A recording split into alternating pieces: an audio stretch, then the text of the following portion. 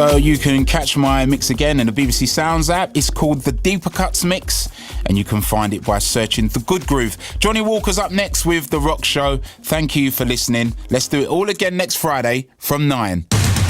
This is Radio 2 on BBC Sounds and on your smart speaker. Play BBC Radio 2. With the BBC News at 11 o'clock, this is Jason Kay.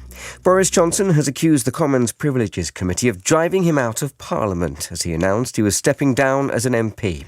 In a lengthy resignation letter, Mr Johnson said the purpose of the committee, which is investigating lockdown parties in Downing Street, had always been to find him guilty and called the members prejudicial.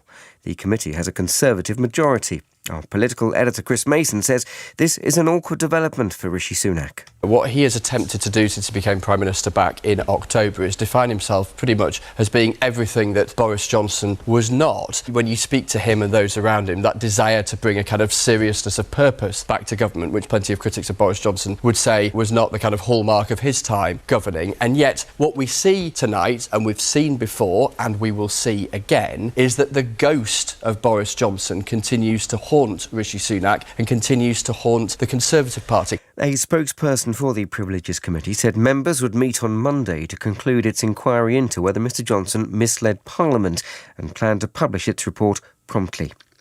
Hours before Boris Johnson stood down, his resignation honours list was published. Jacob Rees-Mogg was knighted while Priti Patel was made a Dame. The former Culture Secretary Nadine Dorries, who's been a staunch supporter of Boris Johnson, was not included on the list. US federal prosecutors have revealed details of the criminal charges against Donald Trump over his handling of classified government documents after he left the White House. Mr. Trump is accused of more than 30 charges, including endangering national security by keeping top-secret nuclear documents. The former president insists he's innocent. The Justice Department Special Counsel Jack Smith defended his team's work. Adherence to the rule of law is a bedrock principle of the Department of Justice. And our nation's commitment to the rule of law sets an example for the world. We have one set of laws in this country, and they apply to everyone. Applying those laws, collecting facts, that's what determines the outcome of an investigation. Nothing more and nothing less.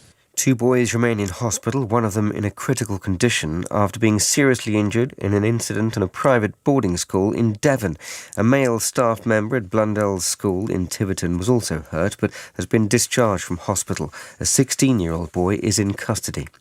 An amber heat health alert is in force as some parts of the UK are forecast to hit 30 Celsius in the coming days. Eastern and southern England and the Midlands are affected. Professor Isabel Oliver from the UK Health Security Agency explains the effects of rising temperatures. We know that in these kind of conditions we can expect an increase in hospital admissions and deaths. The alerts are intended to inform the public but also health and social care so that we are all prepared. Isabel Oliver ending the BBC News at 3 minutes past 11. 1, 2, 3.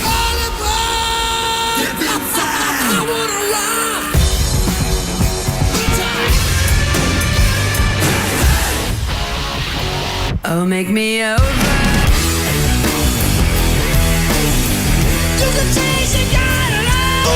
You guys ready? Now, Radio 2. The Rock Show. With Johnny Walker. BBC.